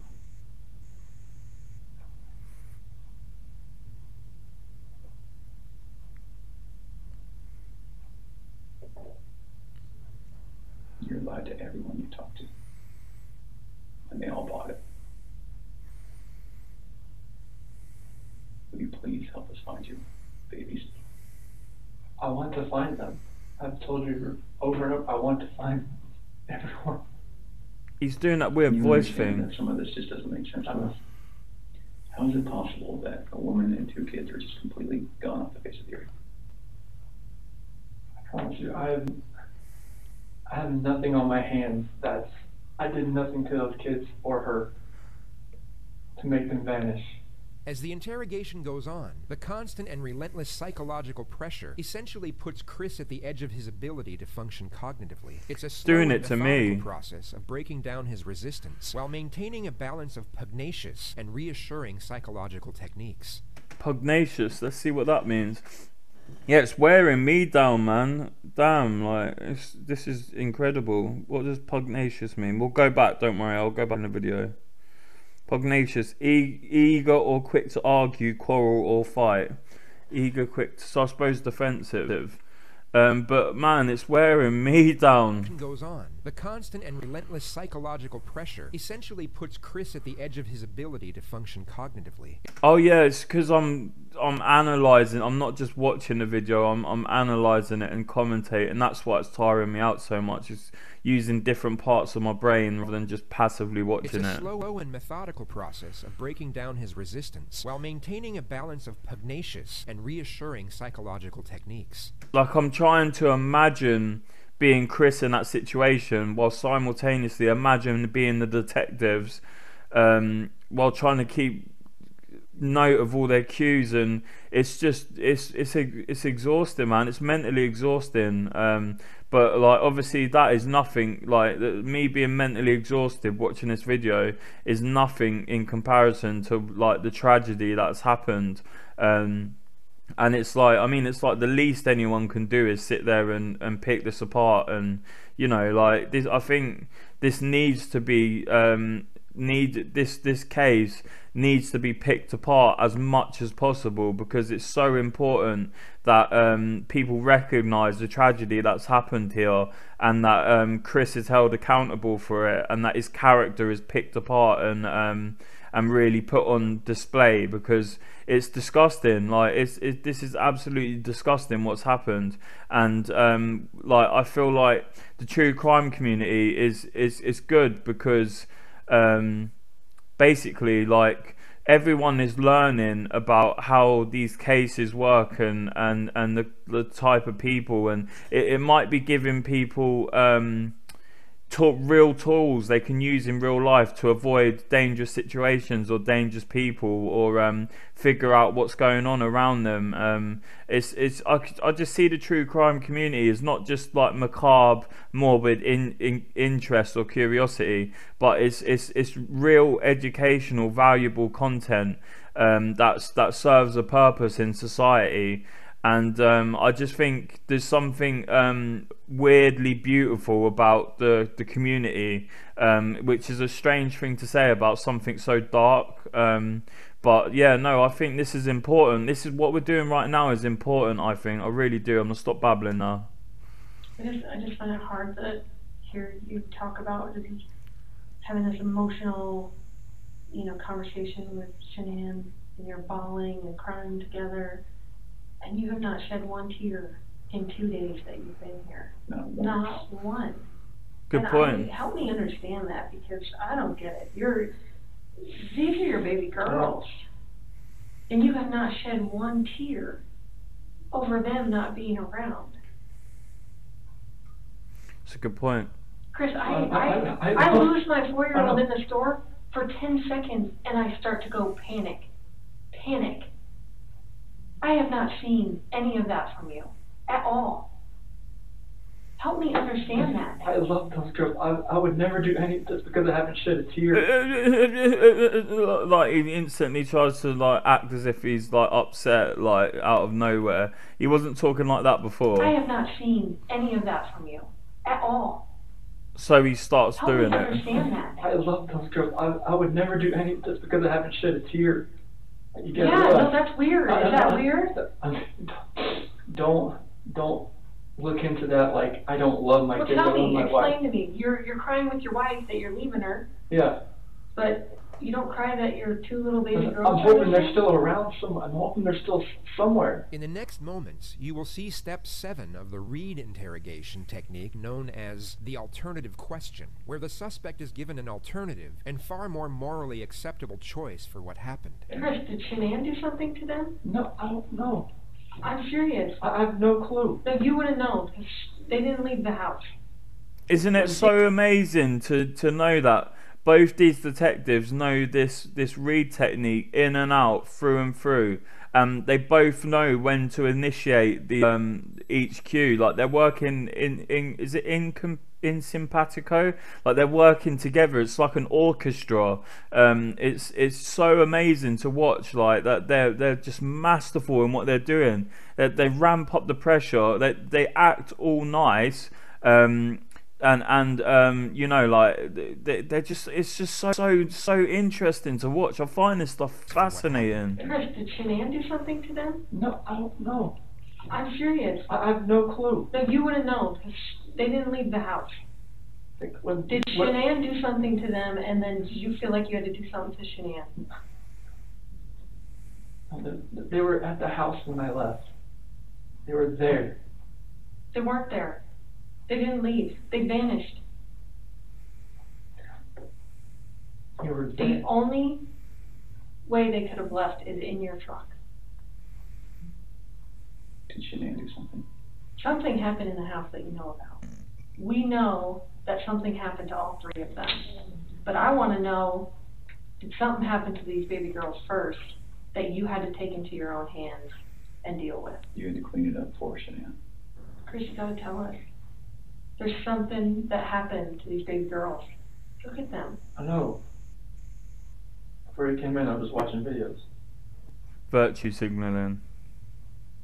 We have no doubt you love these girls with all of your heart. I have no doubt. But we make mistakes. That's okay. It's what we do with those mistakes that make us who we are.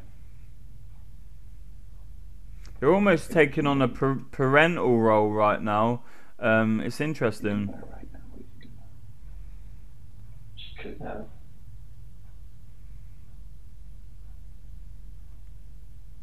I feel like you cleaned up for her. I feel like that's the type of guy that you are. Chris, this is a weight that's going to be on you for the rest of your life until we resolve it tonight. Unless we can talk about this more tonight, it's going to follow you forever. I promise you, when you start talking to us, you will feel better. Chris, we're giving you a lifeline right now. You need to take it. You need to reach out and take it. Chris, you took them out of the house with their blankets and their animals. I love the JCS channel. Sorry to go back. I love the JCS channel. Like there's like just like you could has Kazumi like studied criminology or something like that, because like he seems so on the ball, like expert at this. She took them out of the house with their blankets and their animals. And that's because he cared. That's what a caring dad does. And you either cleaned up after Shanann or you made the mistake. And I mean, I want to believe that maybe Shanann did it and you felt compelled to fix this so Shanann didn't look bad. That's what I want to believe. But I don't know, you're not telling me that, so it makes me think the worst. Like, did you do that to all three of them? I did not do anything to these kids. Not do anything. What did Shanann do to them? Tell us, Chris. Chicks are crazy. Can I talk to my dad or something? Absolutely. Come. Do you want to bring him in here? No, I just can't talk to my dad. Like, I flew across the country. Hey, Chris, I can't. how about this? If we brought your dad in here, would you please tell him what happened? And you need to realize that your dad is not going to stop loving you no matter what you tell him. You are his child, and he will not stop loving you. Never. Ever. And this is not the last chapter in anyone's story. At all. Okay. I wonder if he knows he's being Chris, we're gonna recorded. have however much time you need, okay? Sure. You gonna leave us in there or no? Yeah. Yes. Sure. Tell us how long you or And this, polygraph failed it. Yeah, because there's too much emotions. it's Anything else you want to tell me? What's going on? Or what happened? Or anything? when we had that conversation that morning, it was emotional and told her about separation and everything like that. Mm-hmm.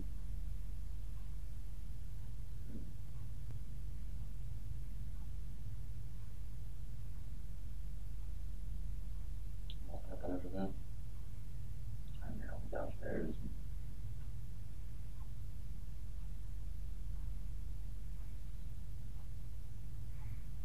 I want to protect her.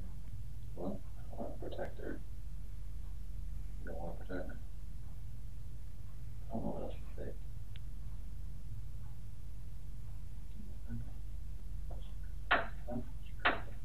She hurt him?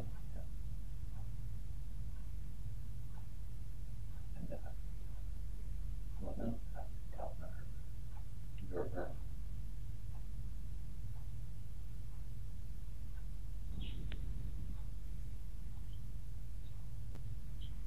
This is painful. She smelled it. Or choking. I didn't hear. And when I was downstairs, I came back up. They were gone. Talking about separation and everything up. And she lost her. I don't know, like, what else to say. Like, I freaked out.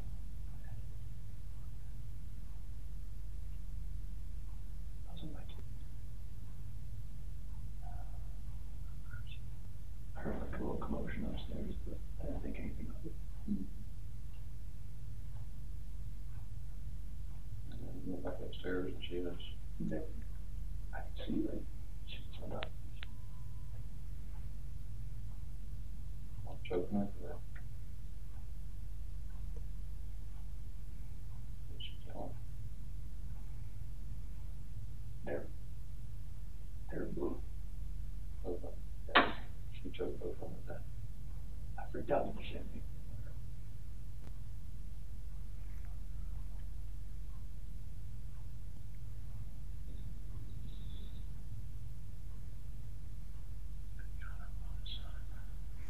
Oh man.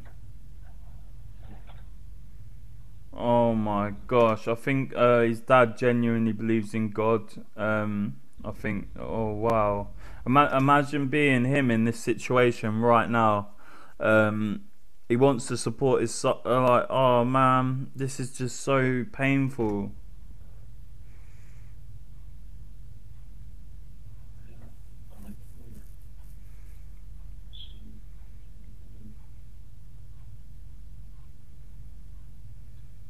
Range.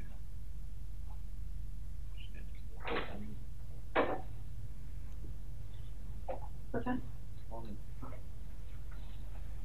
Less than 10 seconds after the mention of the word lawyer, the detectives re-enter the room and immediately reinforce Chris with non-verbal empathic communication. They immediately divert Chris's attention from the well-informed advice of his father to their own appreciative reception of his contemporary admittance. Chris, help us work through this with you, okay?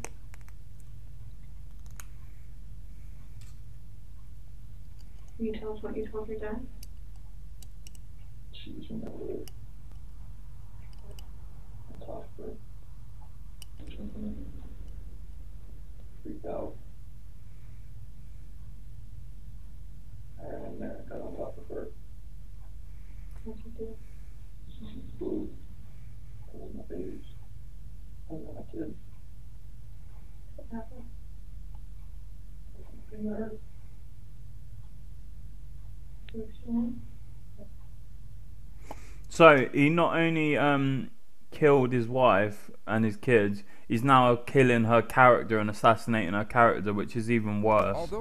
It's not even worse than the act, but it's even worse. He's making this bad situation even The worse. full avowal they are pursuing, Chris has still confessed partly to the crimes, and they now have one foot in the door. He is no longer free to leave. The interrogation now returns to a non-suggestive process, where the detectives will collect further information, where they will not contaminate with excessive or direct input. I have no idea what's going on. I'm shaking. Both my kids are blue and they're gone. I feel horrible for what I did.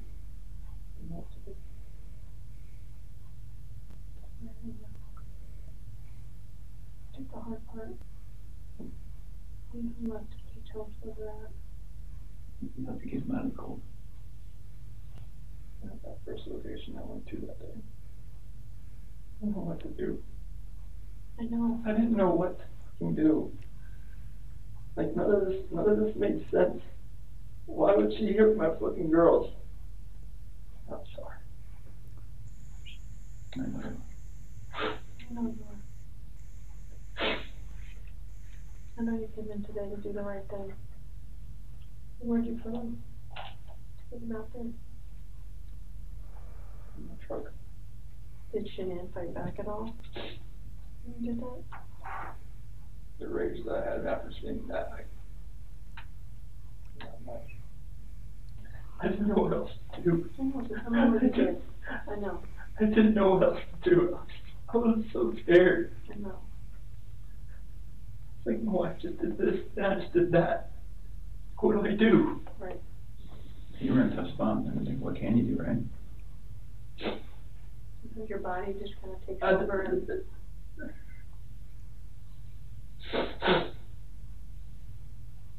What's gonna happen? We're gonna help them get out of there. Chris, I You're know screwed. You're still your babies, and you're still their dad. I don't want them out there. I don't want them out there. And you don't want someone else to find them out there. You don't, I promise you. You give us a second so we can kind of get some things arranged. Can you do that? What the fuck is this? Yep.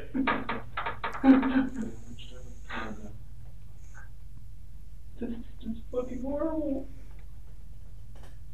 I've always said she was an external person, but I never thought that in a million years that could happen.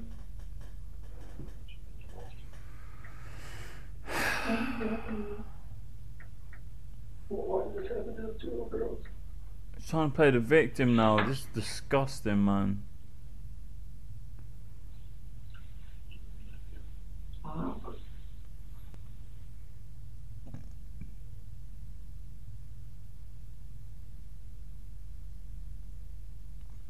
Oh, it's horrible. No, not tonight.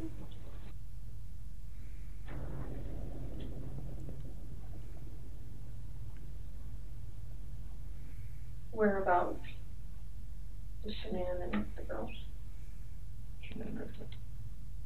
The S for Shanann. Okay. And where are the girls at? Here. In these? Mhm. So how did you dig this out? I'm assuming that's under dirt. How did you dig that? So it sounds like, I mean, it feels like to me, now we know pretty well how to go get them. Is there anything else we need to know?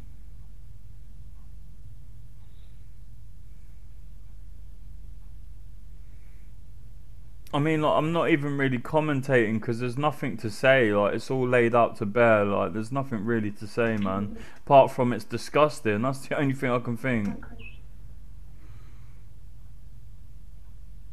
I hate how he's playing I hate how he's playing like playing the victim now. It's just disgusting, man. Do you think it's not Chris? Let my family down. Yeah. Let my dad down. Let my mom, sister, nephew, nieces, friends, co-workers. Can I ask you another tough question? Just get it all on the table. When you see Shanann choking, strangling Celeste, and you get her off of Celeste, do you think about calling an ambulance? I see you laying there blue and limp. I've never seen something like that in my life. And she just like laid over, like nothing was moving at all, no gasp of breath. Yeah, you'd still call an ambulance. After the baseline information of Chris's version of events is gathered, he is now locked into an alibi and timeline of affairs that forensics will subsequently examine and dissect in ways so they can use it against him. The tone of the interrogation then reverts back from information gathering to a confrontational nature. So Chris, you're doing this job for a long time. I know. I know a lot about psychology and as far as like what people are thinking. Most parents will never even want to fathom that their kid is dead. Even if their kid's stiff, blue in bed, I mean stiff like been dead all night, they still call an ambulance to see if someone can revive their child. Absolutely. And when the ambulance gets there and they're like, gosh, their kid's been dead all night, like there's nothing we can do. And the parents are like, why are you not doing something? What are you talking about? So that's what we're used to. So that's why I want you to explain to me like what was going on in your head and the rage I felt for what she did. It just took over.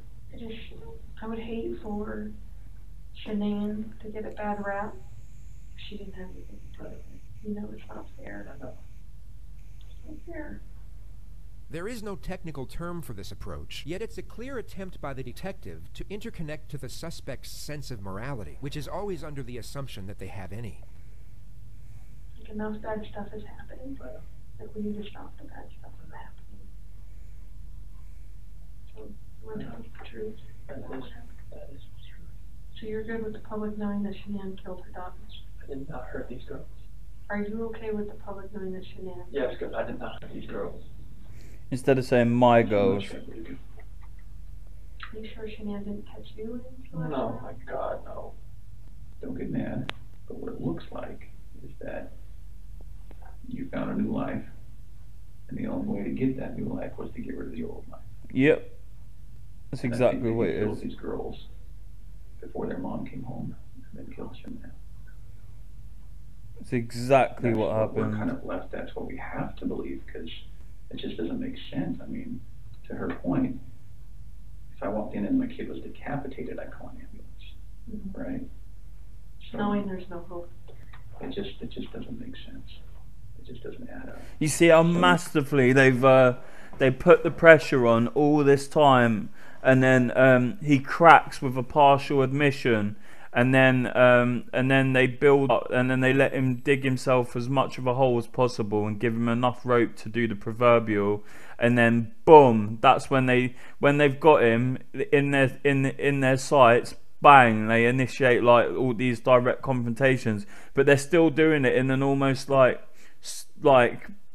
friendly way. Like it's just like this read technique and the way the officers are employing it is masterful. I know I keep saying that it's masterful, but it is. It's like it's amazing how they do this. Like it's phenomenal. Like if Chris was smart, which he obviously isn't, he would have like instantly, he wouldn't have said anything to them. He would have got a lawyer, he wouldn't have done a polygraph test, he would have got a lawyer and said nothing to them.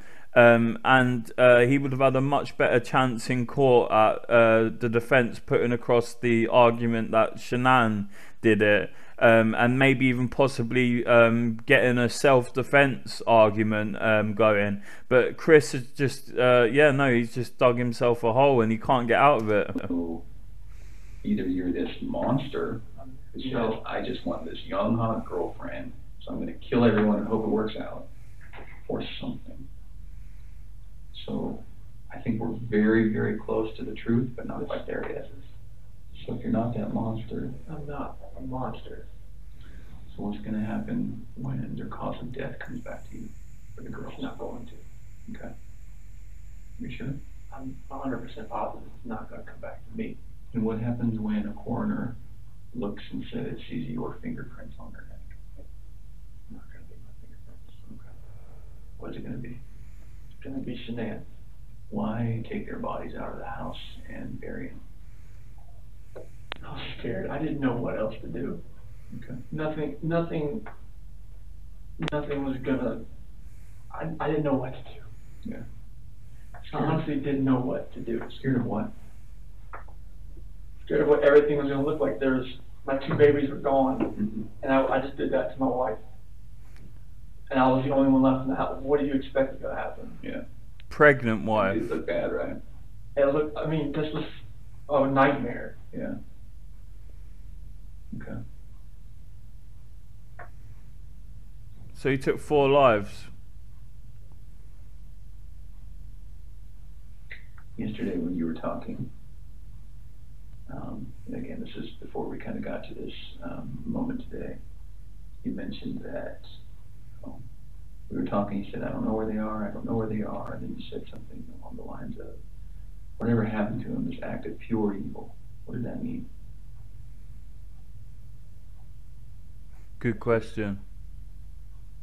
The evil that I saw when I walked behind Shanann and she was on top of CC.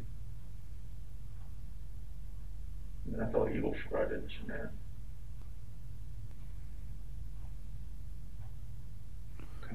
It's disgusting that he's assassinating her character after doing all of that. So after we look at their bodies, we're going to have a lot more questions. Things are going to be different then, but if you're willing, we'd love to talk to you then too. Now that we know what we know, we're going to, I need to check that you don't have any weapons on you or anything like that. Do you have any weapons on you? Okay. We'll do that. We'll go to the bathroom. I'm not going to go in the stall with you, but I'm going to go with you. And then we'll come right back here and we'll make a decision about how the rest of the night goes. All right, so you might stand it up so I can check it. Should have checked him for weapons beforehand. Or maybe they did. They're just wondering if he got a pen or something like that. Like I don't know. I don't know what happened really. This interrogation was a true testimony of how mental fatigue can restructure an individual's cognitive rationale. Chris maintained his innocence even after the failed polygraph, and if he had kept that stance, he would have walked out of that police department as a free man for at least another night. Yet, after a prolonged state of isolation, anxiety, and fear, coupled with the cerebral influencing tactics of the interrogators, the alleviation of getting out of that situation was in that moment perceived as enough of a luxury to exchange his freedom for it.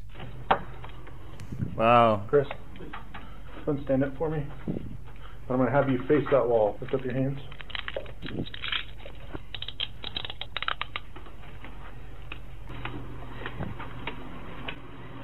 Wow. Okay, guys, you've been locked into everything bite-sized. That was a bit of a wild ride. Check out my music videos, check out my shorts, check out my other content like this, and I will catch you in the next one. Peace.